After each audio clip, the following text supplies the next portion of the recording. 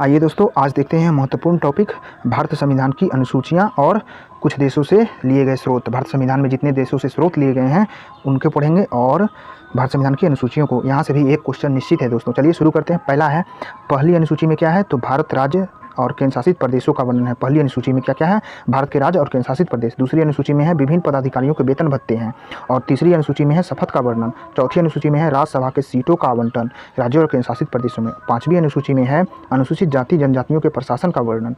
और छठी अनुसूची में है असम, मेघालय, त्रिपुरा, मिजोरम जनजातियों का वर्णन है। तो छठी अनुसूची में कहाँ के जनजातियों का वर्णन? असम के, मेघालय का, त्रिपुरा का और मिजोरम के। ये इधर वाले जो है भारत के नीचे वाले जो राज्य हैं उनका वर्णन है।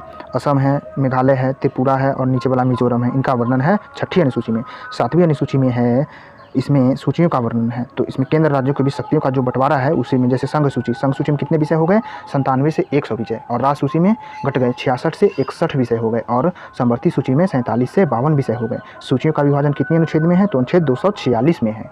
तो ये था सातवीं अनुसूची। सातवीं अनुसूची में सूचियों का विभाजन है। सूचियों का विभाजन अनुच्छेद 246 में है। संघ सूची में हो गया आपको 97 से 100 विषय। और राज्य सूची में 66 से 5 घटकर 61 हो गया। और समवर्ती सूची में 47 से बढ़कर 52 हो गया, जो 42वां संविधान संशोधन में जोड़ा गया था। जैसे वन, मापतौल, वन्यजीव, ये सबको जोड़ा गया था। नेक्स्ट है आठवीं अनुसूची। आठवीं अनुसूची में भाषाओं का वर्णन है। इसमें 22 भाषा है। पहले 14 भाषा थे और बढ़कर 22 हो गए हैं। उसी प्रकार से नौवीं अनुसूची है दोस्तों। नौवीं अनुसूची में है ये भूमि सुधार विषय है। नौवीं अनुसूची में भूमि सुधार विषय है। तो नौवीं सूची कब आया? तो प्रथम संविधान संशोधन के बाद आया। प्रथम संविधान संशोधन 1951 में हुआ था। उसके बाद नौवीं अनुसूची जोड़ा गया। इसे पहले चुनौती नहीं दिया जा सकता था न्यायालय में नौवीं अनुसूची को, लेकिन बाद में सुप्रीम कोर्ट ने इस पर व्यवस्था किया कि अब इसे भी चुनौती दिया जा सकता है, नौवीं अनुसूची के विषय को भी। तो नौवीं अनुसूची में क्या है? भूमि सुधार से 284 विषय। नेक्स्ट है 10वीं अनुसूची। 10वीं अनुसूची में क्या है? तो दल बदल है। 10वीं अनुसूची कब आया? 52वां संविधान संशोधन में आया। ये 1985 में आया। ये पार्टियों के दल बदल को रोकने के लिए लाया गया।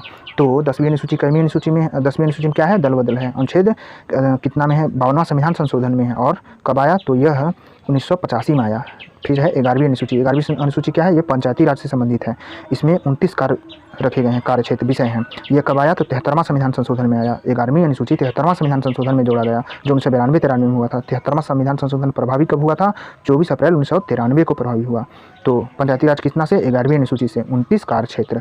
और 12वीं अनुसूची में क्या है? तो 12वीं अनुसूची में नगर पंचायत है, नगर प्रशासन। यह भी 74वां संविधान संशोधन में आया, 1992-93 में हुआ था। और 12वीं अनुसूची में कितने कार्य क्षेत्र हैं? तो इसमें 18 कार्य क्षेत्र हैं। 12वीं अनुसूची कब लागू हुआ? तो यह 1 जून 1993 को प्रभावी हुआ। 12वीं अनुसूची में अनुच्छेद 243 के क्यू से गठन होता है। 243 के क्यू में जो है नगर प्रशासन का वर्णन है, नगर पालिका का। तो ये था दोस्तों अनुसूची। अनुसूचियों से यही सवाल रहेंगे, तो देख लेना है। पहला जैसे हो गया भारत राज्य के शासित प्रदेश, दूसरा में वेतन भत्ता है, तीसरा में शपथ ग्रहण है, चौथा में राज्यों का सीटों का आवंटन है, पांचवा में अनुसूचित जाति जनजातियों का वर्णन है, और छठा में असम, मेघालय, त्रिपुरा, मिजोरम का वर्णन है। सातवीं में सूचियों का बंटवारा है। आठवीं में भाषाओं का वर्णन है। नौवीं में भूमि सुधार है। 10वीं में दल बदल है। और 11वीं में पंचायती राज। 12वीं में नगर प्रशासन यानी कि नगर पालिका का वर्णन है। नेक्स्ट है दोस्तों, अब देखते हैं विभिन्न देशों से लिए गए संविधान के स्रोत। तो संविधान के स्रोतों में देख लेते हैं। भारत सरकार अधिनियम 1935, सबसे ज़्यादा स्रोत ये भारतीय संविधान के यहीं से आए हैं दोस्तों। आईवन जोर सिंह ने कहा कि यहीं का जो है ये कॉपी है, यानी कि भारत का संविधान 1935 से सीधे निकलता है। 1935 लगभग भारत में 395 अनुच्छेद में से 250 अनुच्छेद 1935 से ही लिए गए हैं लगभग। तो 1935 के अधिनियम में क्या क्या है? तो इसमें कार्यपालिका की व्याख्या है, इसमें कैग है, लोक सेवा आयोग का है और न्यायपालिका के बारे में है। 1935 में 1935 से ही आया है। राज्यपालों का कार्यकाल है, 1935 के अधिनियम से लिया गया है। आपातकालीन उपबंध कहाँ से लिया गया? 1935 के अधिनियम से। भारतीय संघ राज्यों रियासतों को एक इकाई माना गया, कहाँ से? तो 1935 के अधिनियम से आया। सूचियों का, तीनों सूचियों का वर्णन कहाँ से आया है? ये भी 1935 के अधिनियम से आया है। और ब्रिटेन से क्या क्या आया है? ब्रिटेन से आया है संसदीय व्यवस्था, विशेषाधिकार आया है, विधि का शासन, एकल नागरिकता, मंत्रिमंडल व्यवस्था और विधि निर्माण की प्रक्रिया। ये कहाँ से आया है? तो ब्रिटेन से आया है संसदीय व्यवस्था, विशेषाधिकार और विधि का शासन, एकल नागरिकता और विधि निर्माण की प्रक्रिया, मंत्रिमंडल व्यवस्था आया है ब्रिटेन से। और उसी प्रकार से दक्षिण अफ्रीका से लिया गया है संविधान संशोधन, राज्यों के सदस्यों का निर्वाचन, राज्यसभा में जो सदस्यों का निर्वाचन किया जाता है वो भी दक्षिण अफ्रीका से लिया गया है। और संविधान संशोधन दक्षिण अफ्रीका से। जबकि अमेरिका से लिया गया मूल अधिकार, न्यायिक पूर्वालोकन, संविधान की सर्वोच्चता, निर्वाचित राष्ट्रपति पर महाभियोग, ये सब कहाँ से, तो ये सब लिया गया है। उपराष्ट्रपति का पद भी अमेरिका से लिया गया है। अमेरिका से मूल अधिकार, न्यायिक पूर्वावलोकन और सर्वोच्च न्यायालय, निर्वाचित राष्ट्रपति और उपराष्ट्रपति अमेरिका से। और देखिए कनाडा से क्या क्या लिया गया है। कनाडा से राज्यपाल की नियुक्ति, संघात्मक व्यवस्था, शक्तियों का विभाजन, अवशिष्ट शक्तियाँ कहाँ से लिया गया है, तो ये सब कनाडा से लिया गया है। संघात्मक शक्ति और शक्तियों का विभाजन, अवशिष्ट शक्तियाँ और राज्यपाल की नियुक्ति कनाडा से। जर्मनी से क्या लिया गया है। जर्मनी से आपातकाल के उपबंध के समय जो मूल अधिकार स्थगित हो जाते हैं, आपातकाल के समय मूल अधिकार स्थगित हो जाते हैं, ये जर्मनी से। ऑस्ट्रेलिया से लिया गया है। समवर्ती सूची, संयुक्त अधिवेशन और व्यापार वाणिज्य का समागम, ये ऑस्ट्रेलिया से लिया गया है। संयुक्त अधिवेशन, समवर्ती सूची ऑस्ट्रेलिया से। जबकि आयरलैंड से राष्ट्रपति जो 12 सदस्यों का निर्वाचन मनोनीत करते हैं राज्यसभा में, वो आयरलैंड से लिया गया है। नीति निर्देशक तत्व भी आयरलैंड से लिया गया है। राष्ट्रपति की निर्वाचन पद्धति जो है वो भी आयरलैंड से लिया गया है। तो सबसे ज़्यादा ये पूछा जाता है कि नीति निर्देशक तत्व कहाँ से लिया गया है, तो आयरलैंड से लिया गया है। जबकि फ्रांस से लिया गया है स्वतंत्रता, समानता, बंधुत्व और गणतंत्रात्मक व्यवस्था। तो गणतंत्रात्मक व्यवस्था और बंधुत्व, समानता ये कहाँ से लिया गया, फ्रांस से लिया गया। जबकि रूस से मौलिक कर्तव्य लिया गया। और प्रस्तावना में जो 3 तरह के न्याय हैं, जैसे सामाजिक, आर्थिक, राजनीतिक न्याय, ये कहाँ से, तो रूस से लिया गया है। और जापान से लिया गया है विधि द्वारा स्थापित प्रक्रिया।